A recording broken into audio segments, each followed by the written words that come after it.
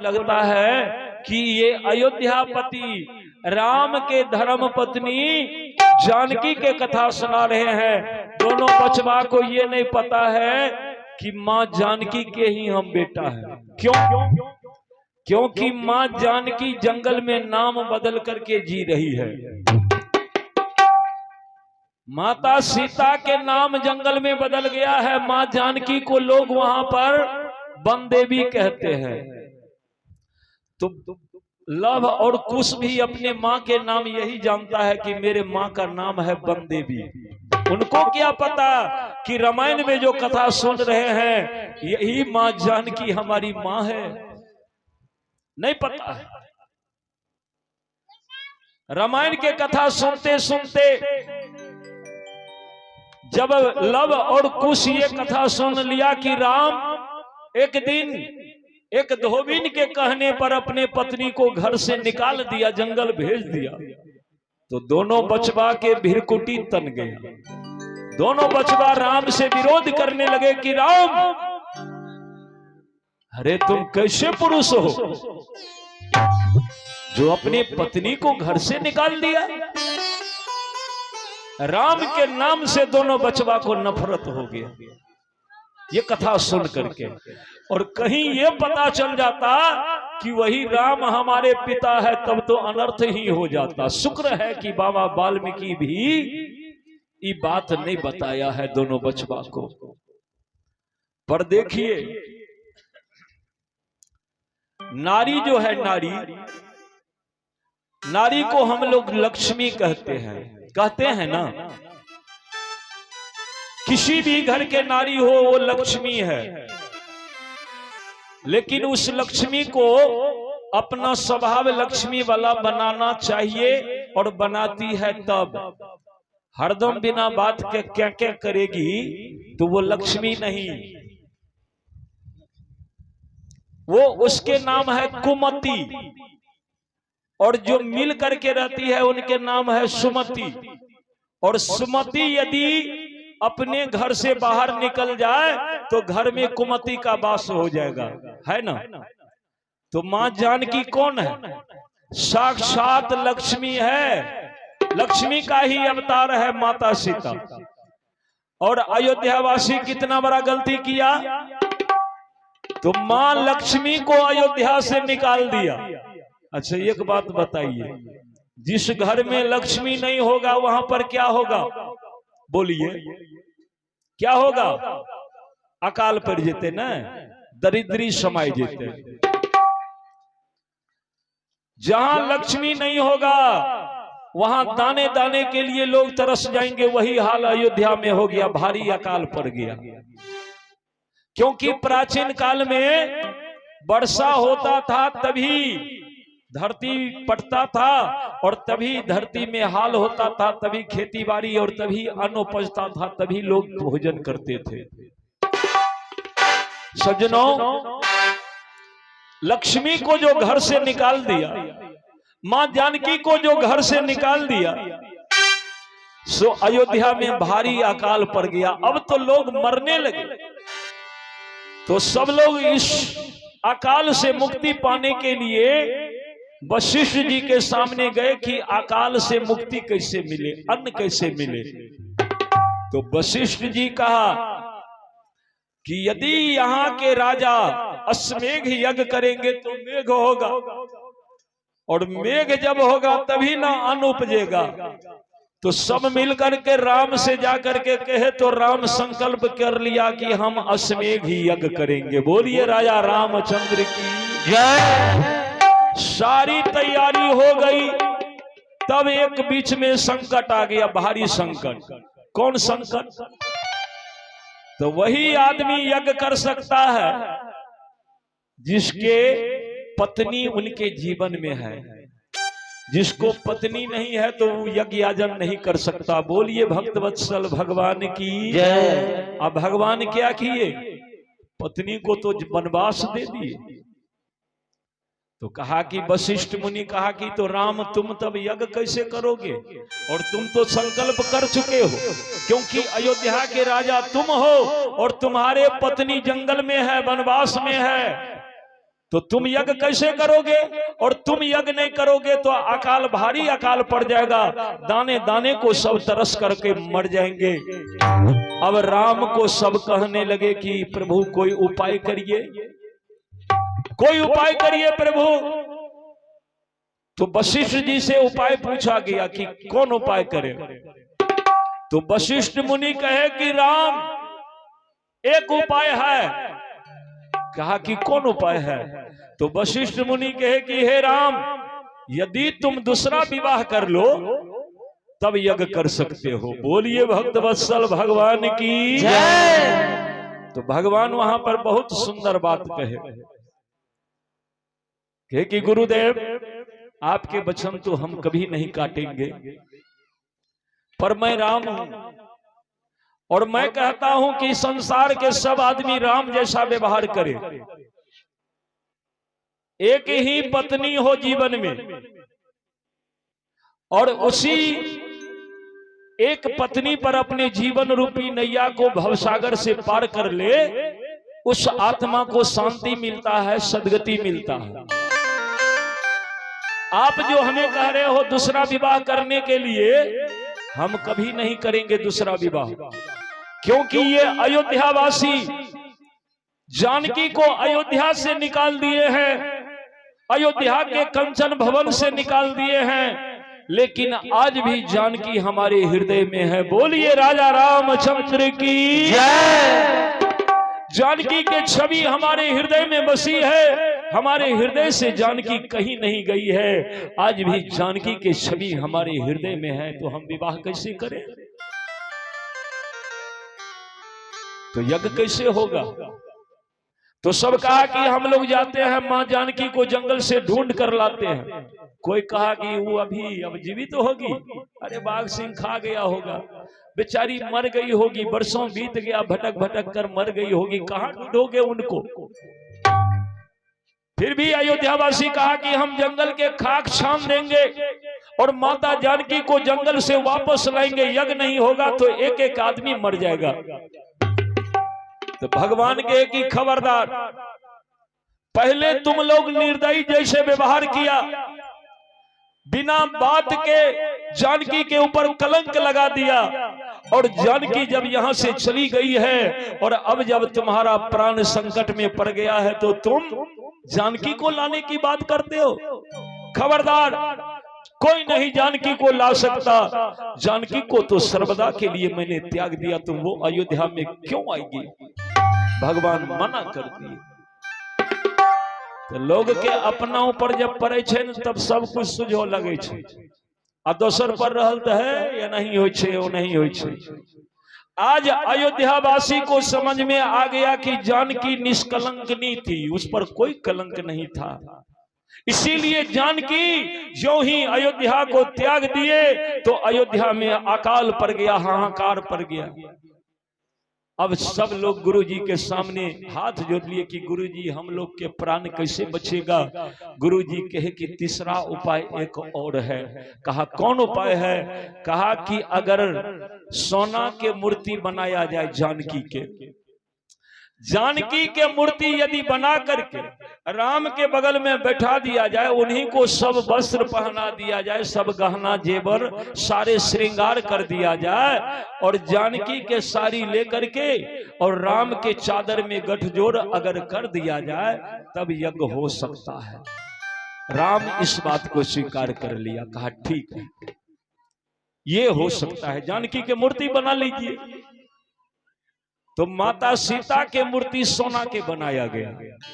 सोना के मूर्ति बनाकर वही सारे वस्त्राभूषण श्रृंगार पहनाकर और राम को वेदी के पास बैठा करके, यज्ञ मंडप के पास बैठा करके राम के चादर में जानकी के साड़ी के गांठ लगा करके मंत्र का आह्वान शुरू कर दिया।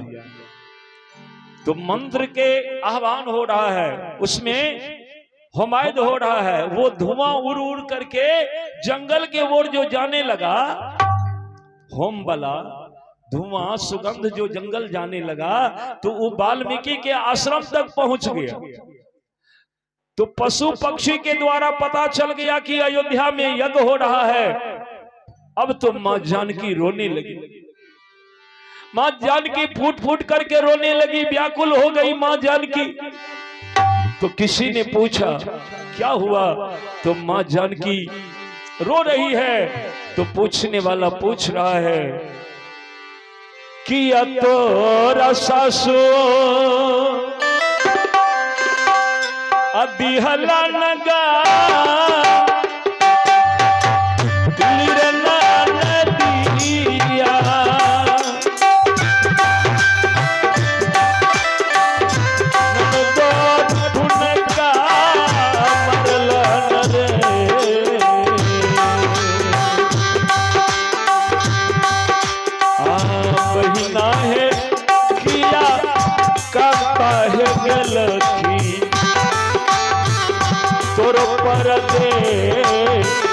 शशे अखिया अखिया से आंसू बहे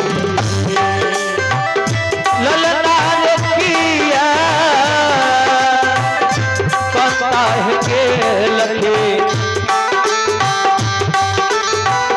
तोर पर दे शशे अखिया अखिया से आंसू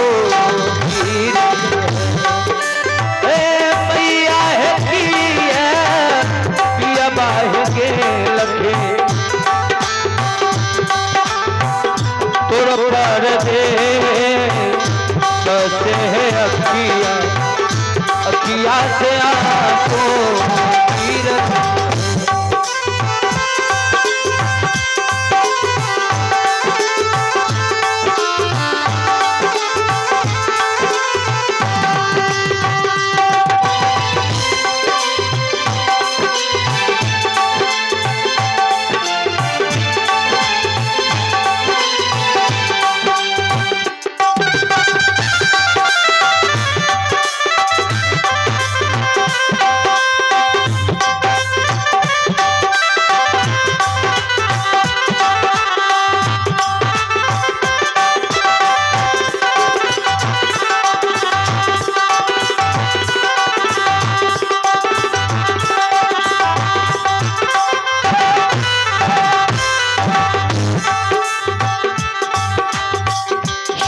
मोरा गलखी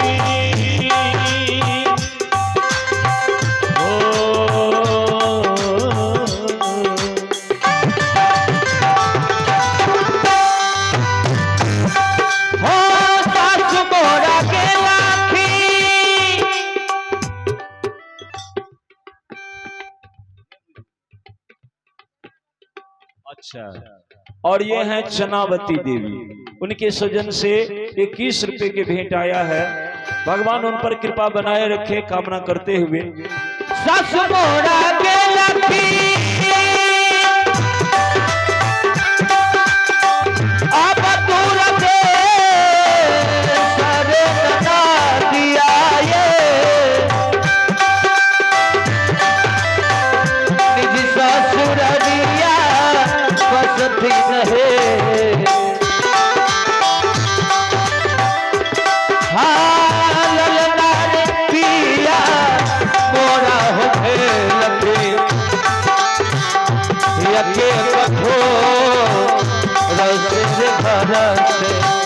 घर से निकाली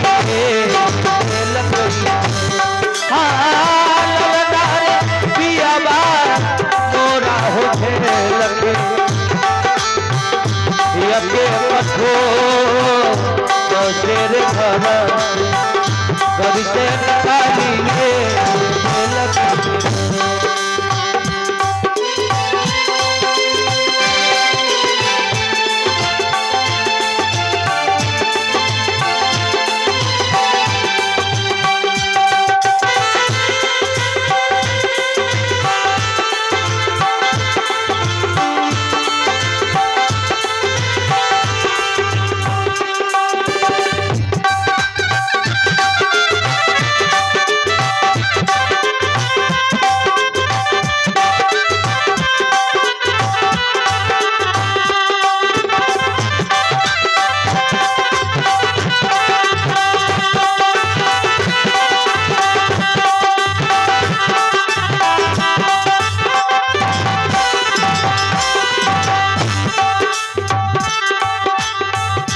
किनका वहरिया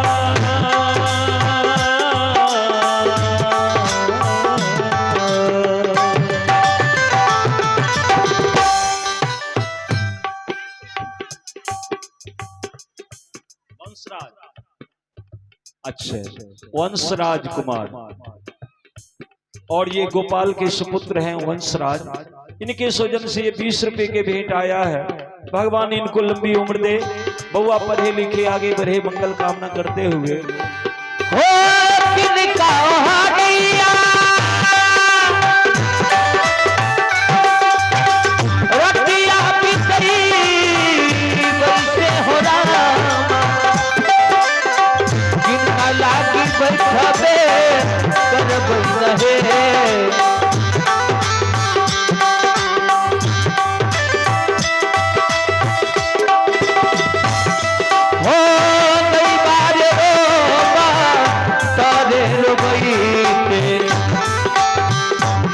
भेल घर से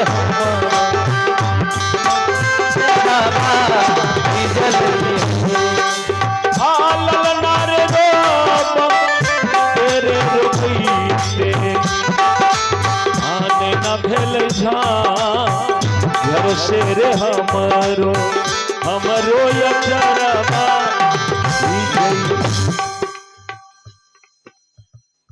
की नाम छिए अब्बी और कैलू सदा के नाइत है सहन वाह। अब्बी कुमार की तरफ से भेंट है। भगवान इनको लंबी उम्र दे, बहुत बहुत आशीर्वाद बुआ को। रोबा तरे रोबईते तेरा मिलता घर से हमरो हमरो अचरबा बीजल धर्मदास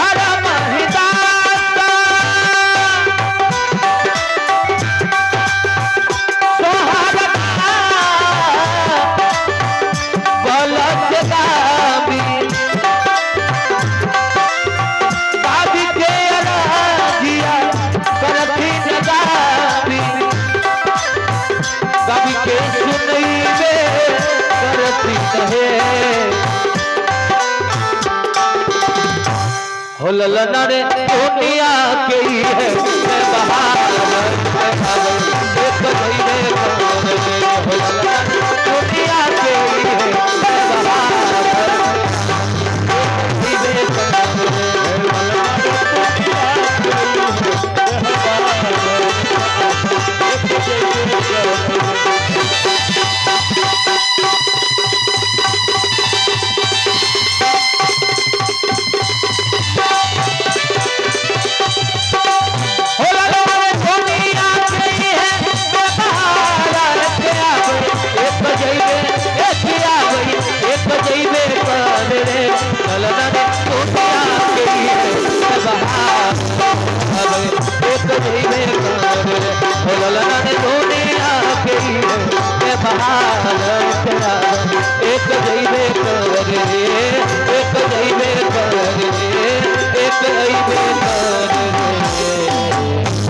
बोलिए राजा रामचंद्र की जय, बोलिए बजरंगबली की जय।